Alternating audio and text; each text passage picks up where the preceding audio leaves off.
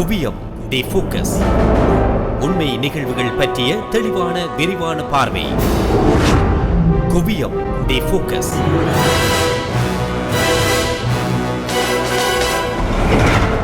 கால மாற்றத்தில் உள்ளூர் உலக அரங்கில் இடம்பெறுகின்ற சமூக மட்டத்தில் தாக்கத்தை ஏற்படுத்தக்கூடிய சம்பவங்கள், நிகழ்வுகள் குறித்து எமக்கு கிடைக்கப்பெற்ற பல்கோண செய்திகள், தகவல்களை தெரிவுபடாமல் உங்கள் கவனத்துக்கு கொண்டு வருவதே குவியம். சமூக, அரசியல், அறிவியல், விஞ்ஞானம் என பல்கோண பார்வை கொண்டதாக அமைகின்ற இந்நிகழ்ச்சி பல்துறைகளில் ஏற்படுகின்ற மாற்றங்களை, கருத்துக்கள், ஆதாரங்களை மேற்கோள் காட்டி உங்கள் முன் சமர்ப்பிக்கிறது.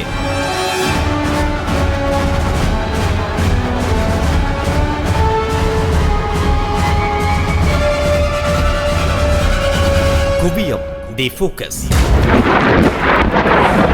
Even though the firing in eastern Ukraine has never really stopped, despite the supposed peace deal, it's the heaviest fighting we have witnessed in several months. அமைதி இழக்கும் கிழக்கு ஐரோப்பாவும் வகுக்கப்படும் புதிய வியூகங்களும் Let me just say briefly where we're at. I think we're 3 steps from war with Russia, first time ever.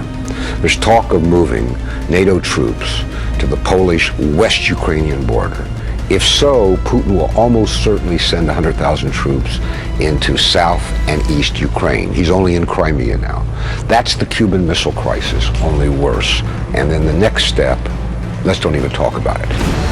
கடந்த பிப்ரவரி மாதம் முதல் ஓரளவு அமைதியடைந்த Ukraine மோதல் களங்கள் மீண்டும் முழங்க தொடங்கியுள்ளன. யுக்ரைன் விவகாரத்தில் மேற்குலக தலையீட்டை தடுப்பதற்கு ரஷ்யாவும், ரஷ்யாவின் தலையீட்டை தடுப்பதற்கு மேற்குலகம் தொடர்ந்தும் வியூகம் வகுத்து வருகின்றன. கடந்த திங்கட்கிழமை ஜெர்மனியில் முடிவடைந்த G7 நாடுகளின் 2 நாள் உச்சி மகாநாடு ரஷ்யாவை கண்டிப்பதற்கும் மிரட்டுவதற்குமான தளமாக மேற்குலக தலைவர்களால் பயன்படுத்தப்பட்டது. இருப்பினும் அப்பிராந்தியத்தில் தனது பிடியை தளர்த்துவதற்கு ரஷ்யா தயாரில்லை என்பதை அதனது நகர்வுகள் தொடர்ந்து பிரதிபலிக்கின்றன. கிழக்கு யுக்ரைன் நிலையில் ரஷ்ய படைகள் குவிக்கப்பட்டு வரும் அதேவேளை போலந்தை மையப்படுத்தி நேட்டோவும் தனது படைத்துறை நகர்வுகளை மேற்கொண்டுள்ளது. இந்த நிலையில் யுக்ரைனை மையப்படுத்தி மீண்டும் பதட்டமடைகின்ற போருக்கான முனைப்புகள் குறித்து இன்றைய குவியம் ஆராய்கிறது. Ukraine's military says 6 servicemen have been killed and 14 wounded in separatist eastern territory in the past 24 hours.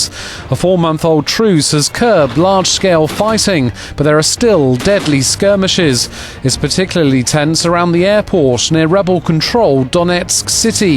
International monitors are worried about the risk of a bigger flare-up. This Ukrainian military spokesman tells the media that there's been fighting in a number of areas. He says illegal armed groups have been carrying out tank shelling. There's also been intense mortar and artillery fire. Meanwhile, separatist officials are accusing Ukrainian forces of firing at a village near Donetsk, wounding 2 civilians. They also say 3 districts of the city have been hit.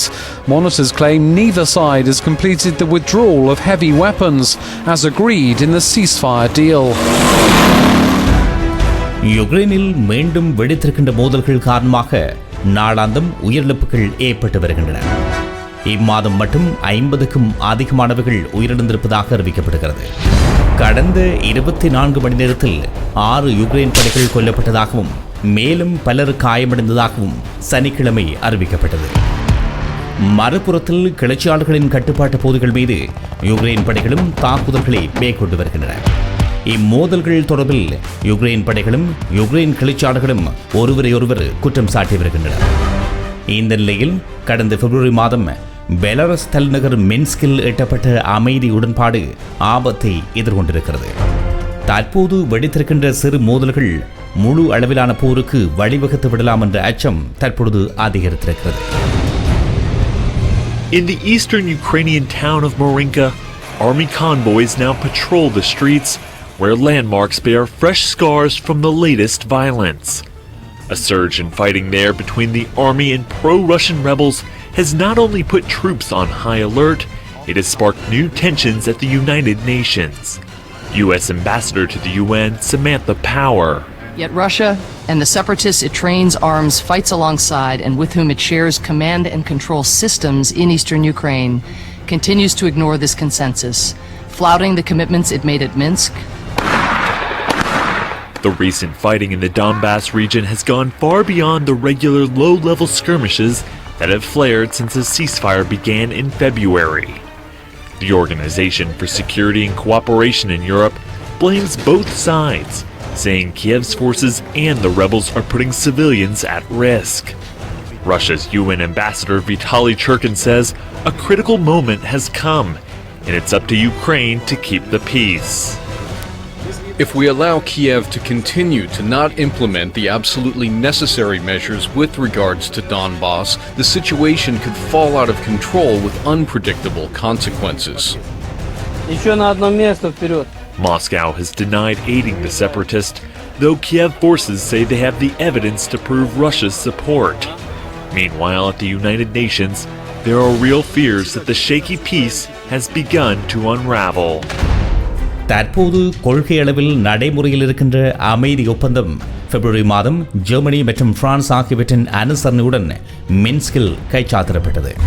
இந்த ஒப்பந்தத்தில் போரில் நேரடியாகவும் மறைமுகமாகவும் தொடர்பட்ட Ukraine அரசு மற்றும் Ukraine கிழக்கு பிராந்தியங்களான டொனஸ் மற்றும் லுஹான்ஸ்கில் குடியரசுகளை அறிவித்திருக்கின்ற கிளர்ச்சியாளர்களும் கிளர்ச்சியாளர்களுக்கு அனுசரணை வழங்குவதாக குற்றம் சாட்டப்படுகின்ற ரஷ்யாவும் கைச்சாத்திட்டுக் கொண்டன.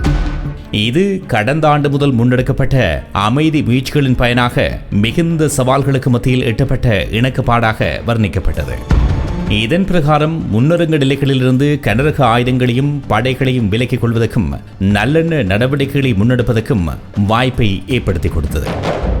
ஆயினும் அவ்வப்பொழுது இரு தரப்புக்கும் இடையில் சிறு சிறு மோதல்கள் இடம்பெற்றே வந்தன. இந்த நிலையில் 4 மாதங்கள் கடந்திருக்கும் நிலையில் மீண்டும் மோதல்கள் தீவிரம் பெற்று வருகின்றவை அந்த பிராந்தியத்தை மட்டுமல்ல சர்வதேசத்தின் உறுதிப்பாட்டையும் குலைக்கும் என்றே எச்சரிக்கப்படுகிறது. Russian military equipment on a train close to the Ukrainian border. Al Jazeera has no way of verifying where these vehicles are being moved to or from. The equipment includes armoured personnel carriers, medical supply vehicles and tanks. The Russian military insignia and number plates have been removed or seemingly painted over. We drove out of town to an area where we had heard there was a makeshift military camp. Across the fields we noticed clouds of dust in an area around what looked like a farm. Large military vehicles were moving in convoy along the mud tracks. Around 10 kilometers behind me is the border with eastern Ukraine. Now, the Russian military say that the reason why there's so many troops and military equipment in this area is because it's conducting military exercises, and it categorically denies that its troops have been fighting alongside separatist fighters across the border. There have been Russian military bases in this area for many years. The government described a question on whether it was preparing for an attack as completely inappropriate. The army has recently been conducting exercises around 1,000 kilometers from here. And NATO has been conducting its own exercises at the same time in northern Sweden, Norway and Finland. Russia has recently included the death of military personnel on what it describes as special operations in peacetime as a state secret. Disclosing details about a soldier being killed could now put you behind bars. The government says the law has nothing to do with the conflict in Ukraine. A February ceasefire between the separatists and the Ukrainian army is still holding, but with reported violations being committed by both sides. And Russia says it has the right to conduct military maneuvers wherever it wants in its territory, despite the sensitivity of the time and place. 2014 ஆண்டு ஆரம்பம் முதல் உக்கிரம் பெற்ற Ukraine நெருக்கடி பனிப்போருக்கு பின்னர் ரஷ்யாவும் America தலைமையிலான மேற்குலகும் பல பரீட்சை செய்வதை வெளிப்படுத்தி வருகிறது. இதுவரை மேற்குலக சார்பு யுக்ரைனுக்கும் ரஷ்ய சார்பு கிளர்ச்சியாளர்களுக்கும் இடையில் இடம்பெற்ற மோதல்கள் காரணமாக 6500க்கும் அதிகமானவர்கள் பலியாகி இருக்கின்றனர். மேலும் 1 மில்லியனுக்கும் அதிகமானவர்கள் இடம்பெயர்ந்திருக்கின்றனர். இந்த நிலையில் மீண்டும் ஒரு போர் வெடிக்கும் பட்சத்தில் அது பேரபாயத்தை ஏற்படுத்தும் என்றே எச்சரிக்கப்படுகிறது. ரஷ்யா மீது பொருளாதார மற்றும் படைத்துறை சார்ந்த மட்டுப்படுத்தப்பட்ட தடைகளை விதித்திருக்கின்ற மேற்குலகம் அடுத்த கட்டமாக படைத்துறை ரீதியாக ரஷ்யாவை எச்சரிக்கும் நிலைமைக்கும் நகர்ந்திருக்கிறது. அப்பிராந்தியத்தில் நேட்டோ படைகளின் பிரசன்னத்தை அதிகரித்து வருவதோடு போலந்தை அண்டிய பால்டிக் கடற்பிராந்தியத்தில் போர் ஒத்திகைகளையும் மேற்குலகம் மேற்கொண்டு வருகிறது. மறுபுறத்தில் பால்டிக் பிராந்தியத்தில் தனது கண்காணிப்பை அதிகப்படுத்தியிருக்கின்ற ரஷ்யா யுக்ரைன் கிழக்கில் படைகளை குவிப்பதோடு போர் ஒத்திகையிலும் ஈடுபட்டு வருகிறது. Russian Foreign Minister Sergei Lavrov says Ukraine deliberately escalated fighting in the east of the country ahead of the G7 summit. Speaking at a press conference in Moscow, Lavrov said Kiev wants to prolong Western sanctions against Russia. You know, it's a kind of joker card in the hands of the Ukrainian authorities. The Ukrainians will disrupt the implementation of the Minsk agreements, but it will be Russia who will suffer because no one will lift the sanctions against them. Western leaders imposed the sanctions in March 2014 after Russia annexed the Crimean region of Ukraine. Those sanctions were extended in July after Russia was accused of sending military support to pro-Russian rebels in eastern Ukraine. Russia denies the allegations.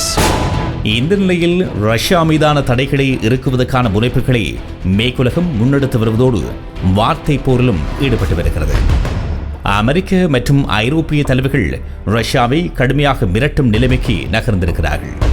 எனினும் மேற்குலகின் மிரட்டல்களை Russia பொருட்படுத்தாதது போலவே நடந்து கொள்கிறது.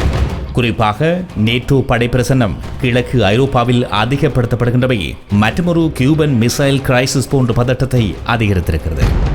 பொருளாதார அடிப்படையில் யுக்ரைனின் அப்போதைய அரசை மேற்குலகம் தன் பக்கம் ஈர்க்க முனைந்தவை ரஷ்யா அதற்கான பதில் நடவடிக்கைகள் இறங்குவதற்கான அடித்தளமாக அமைந்தது. அதன் விளைவு கிரைமியா பிராந்தியத்தை யுக்ரைன் ரஷ்யாவிடம் பறிகொடுத்ததோடு கிழக்கு பிராந்தியத்தையும் ரஷ்ய சார்பு கிளர்ச்சியாளர்களிடம் இழக்க நேரிட்டது. எனவே தற்போதைய நேட்டோ படைகளின் பிரசன்னம் ரஷ்ய அதிபர் புட்டினை கோபம் கொள்ளச் செய்திருப்பதாகவே கருதப்படுகிறது. எனினும் நேட்டோ நாடுகளை ரஷ்யா தாக்கவிருப்பதாக மேற்குலகம் மேற்கொள்கின்ற பரப்புரைகளை ரஷ்ய அதிபர் விளாடிமிர் புட்டின் நிராகரித்திருக்கிறார். Vladimir Putin has dismissed the idea that Russia could attack NATO as insane. The statement came in an interview with an Italian newspaper. Well, they covered a lot of ground, including about Russia's image nowadays. Vladimir Putin talked about how he was being portrayed as the boogeyman and Russia as a warmonger. And in particular, if you listen to some Eastern European leaders, whether they believe it themselves or not, they'll tell you that Russia could invade at any moment. Ludicrous claims, the Russian president says. As for some countries' concerns about Russia's possible aggressive actions, I think that only an insane person and only in a dream can imagine that Russia would suddenly attack NATO. I think some countries are simply taking advantage of people's fears with regard to Russia. I believe that this crisis was created deliberately and it is a result of our partners' unprofessional actions. I would like to emphasize once more, this was not our choice. We did not seek it. We are simply forced to respond to what is happening. Putin, however, promised that Russia would not seek self-isolation, that it would continue cooperating with Europe, working with the United States, however it could. But the interview ended on a question to Vladimir Putin about what he regretted most, to which he replied that he regretted nothing. What can you say, a happy man? And ahead, while Putin says that the growing fears concerning Russia are unfounded, NATO allies are strengthening their military presence along the Russian border, starting a 15-day exercise in the Baltic Sea. இந்த நிலையில் Ukraine நெருக்கடியின் விளைவுகளை உறுதியாக கணிப்பிட முடியாத நிலைமையே தொடர்ந்தும் காணப்படுகிறது. அபாயங்கள் குறித்த எச்சரிக்கைகள் வெவ்வேறு அளவீடுகளில் வெளிப்படுத்தப்பட்டு வருகின்றன. பொருளாதார நெருக்கடி முழு அளவிலான போர் என்பதை கடந்து 3ஆம் உலகப் போர் வரை அவதானிகள் எச்சரிக்கை கருத்துக்களை முன்வைத்து வருகின்றனர். இருப்பினும் ஒன்றையொன்று தங்கி வாழுகின்ற இன்றைய உலகமயமாக்கல் அவ்வாறான பாரிய போர்களை அனுமதிக்காது என்று வாதிடுகின்றவர்கள் பலர் இருக்கின்றனர். இருப்பினும் போர் என்பது எந்த அளவீட்டில் இடம்பெற்றாலும் அது அப்பாவி பொதுமக்களையே அதிகம் பாதிக்கும் என்பதே உலக வரலாறு. இந்த நிலையில் சர்வதேச மகாநாடுகள் கூட்டங்களை ரஷ்யாவை மிரட்டுவதற்கான தடங்களாக மேற்குலகம் தொடர்ச்சியாக பயன்படுத்தி வருகிறது. With respect to security, the G7 remains strongly united in support for Ukraine. We'll continue to provide economic support and technical assistance that Ukraine needs as it moves ahead on critical reforms to transform its economy and strengthen its democracy. As we've seen again in recent days, Russian forces continue to operate in eastern Ukraine, violating Ukraine's sovereignty and territorial integrity. This is now the second year in a row that the G7 has met without Russia, another example of Russia's isolation. And every member of the G7 continues to maintain sanctions on Russia for its aggression against Ukraine. Russia is in deep recession. So Russia's actions in Ukraine are hurting Russia and hurting the Russian people. Here at the G7, we agreed that even as we will continue to seek a diplomatic solution, sanctions against Russia will remain in place so long as Russia continues to violate its obligations under the Minsk agreements. Our European partners reaffirmed that they will maintain sanctions on Russia until the Minsk agreements are fully implemented, which means extending the EU's existing sectoral sanctions beyond July. And the G7 is making it clear that if necessary, we stand ready to impose additional significant sanctions against Russia. கடந்த திங்கட்கிழமை ஜெர்மனியில் இடம்பெற்ற G7 நாடுகளின் உச்சி மாநாட்டின் போது அதனது பிரதான பேசு பொருட்களை விட ரஷ்யாவை கண்டிப்பதிலேயே அமெரிக்க ஜனாதிபதி பராக் ஒபாமா உட்பட பல தலைவர்களும் அதீத கவனம் செலுத்தினார்கள். America, Canada, England, Germany, France, Italy, Japan ஆகிய நாடுகளின் தலைவர்கள் உட்பட ஐரோப்பிய ஒன்றிய பிரதிநிதிகளும் கலந்து கொண்ட இந்த மகாநாட்டில் காலநிலை மாற்றத்தால் ஏற்படுகின்ற அபாயம், பொருளாதார நெருக்கடிக்கான தீர்வு, IS பயங்கரவாதத்தை எதிர்கொள்வதற்கான வழிமுறைகள் உட்பட்ட பிரதான விடயங்களை கடந்து ரஷ்யாவுக்கே முக்கியத்துவம் அளிக்கப்பட்டது. அடிப்படையில் G8 அமைப்பாக விளங்கிய கட்டமைப்பு G7 மாறுவதற்கு யுக்ரைன் நெருக்கடியே காரணமாக அமைந்தது. யுக்ரைனில் ரஷ்ய தலையீட்டை கண்டித்த அங்கத்துவ நாடுகள் ரஷ்யாவை புறக்கணித்துவிட்டு G7 அமைப்பாக அதனது உச்சி மாநாட்டை இரண்டாவது முறையாக நடத்தியிருக்கின்றன. இருப்பினும் ரஷ்ய விவகாரமே கடந்த முறையும் இம்முறையும் இந்த மகாநாட்டில் முக்கியத்துவம் பெற்றமை குறிப்பிடத்தக்கது. On the second and final day of the G7 summit in Germany, world leaders took time out for their now traditional family photo. Missing from the lineup was Russian President Vladimir Putin, who has been excluded since Russia annexed the Crimean region of Ukraine last year. Those present made it clear they would continue sanctions until the conflict is resolved. We've seen again in recent days, Russian forces continue to operate in eastern Ukraine, violating Ukraine's sovereignty and territorial integrity. And the G7 is making it clear that if necessary, we stand ready to impose additional significant sanctions against Russia. We agree that lifting sanctions is linked to the implementation of the Minsk agreements, and we're prepared to strengthen the sanctions if necessary, although that is not what we want. Also high on the agenda was the topic of global warming. Leaders are aiming for a common position on the issue ahead of a climate change summit in Paris later this year. Chancellor Merkel said they agreed to eliminate the use of carbon-based fuels by the end of the century, although no individual binding targets were announced. இந்த நிலையில் Ukraine விவகாரம் தமது சுயநல அரசியல், இராணுவ, பொருளாதார நலன்களுக்காக வல்ல சக்திகளால் பயன்படுத்தப்படும் கருவியாகவே பார்க்கப்படுகிறது. தமது சுயரூபத்தை மறைப்பதற்காக ராஜதந்திர யுத்தத்தையும் பினாமி யுத்தத்தையும் நடத்தி வருகின்ற தரப்புகள் பணியம் வைக்கப்படுகின்ற அப்பாவிகளின் உயிர்கள் பற்றி கவலை கொள்ளவில்லை. இன்று ஆசிய மற்றும் மூன்றாம் உலக நாடுகளின் தரமற்ற ஆட்சி கட்டமைப்புகளை குறை கூறுகின்ற மேற்குலக நாடுகள் வருந்து கட்டிக்கொண்டு வேலி சண்டை போடுவது வேடிக்கையாகவே பார்க்கப்படுகிறது. இந்த நிலையில் யுக்ரைன் நெருக்கடிக்கு உடனடி தீர்வு சாத்தியமில்லை என்பதை அவதானிக்க முடிகிறது. இருப்பினும் எரிமலை கொதித்தாலும் வெடிக்காதவரை லாபம் என்பதே இன்றைய யதார்த்தம். Vladimir Putin said in an interview with an Italian newspaper published on Saturday that Russia was no threat to NATO. The Western alliance has been boosting its military presence in Eastern European states because of Russia's involvement in Ukraine and has pledged to counter what it calls Moscow's hybrid warfare. But Putin told Corriere della Sera ahead of a visit to Italy, "I think that only an insane person and only in a dream could imagine that Russia would suddenly attack NATO. I think some countries are simply taking advantage of people's fears with regard to Russia. Everything we do," he said, "we do in response to the threats that we're faced with, and we do it to a very limited extent, but big enough to ensure Russia's security." Putin also said that Moscow supported the Minsk peace accords for Ukraine, blaming Kiev for stalling peace efforts.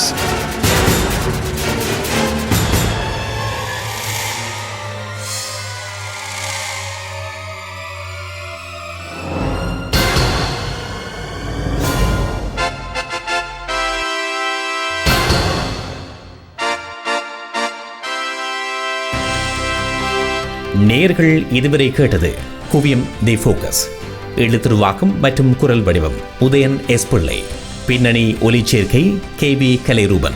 ஒளிப்பட தொகுப்பு கஜவதனி. இது CMR Tamil FM ஒரு பிரத்யேக தயாரிப்பு. மீண்டும் அடுத்த வாரம் குவியம் தி ஃபோக்கஸ்.